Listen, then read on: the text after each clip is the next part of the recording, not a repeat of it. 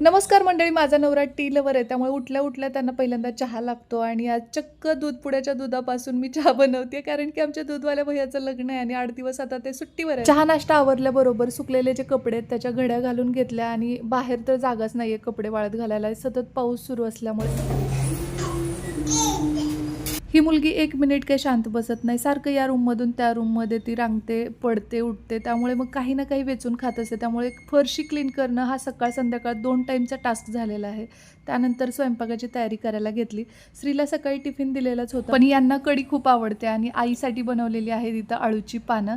बरं, तुम्ही आकाड तळला की नाही मला कमेंट बॉक्समध्ये सांगा. आम्हाला सुद्धा तळायचं आहे. मग काय, कढी फुगली की कढी भात आणि अळूची पानं चपाती अशा पद्धतीचा मस्त बेत होता. त्यानंतर पोटभर जेवण केलं आणि इकडे आता यांना ड्युटीला जायचं, तर त्या अगोदर इकडे लाडूबाईचे लाड चाललेत आणि बघत असाल तुम्ही किती मस्ती करते. बाय कर मला, बाय बाय बाय बाय आई बाय बाय बाय कर गाजत. करायला लागली बाय बाय. हेअर डोनेशन कसं करायचं त्याची संपूर्ण प्रोसिजर मी आजच्या व्हिडिओमध्ये सांगितलेली आहे. पाहिला नसेल तर मोठा व्हिडिओ सुद्धा बघून घ्या. चला बाय.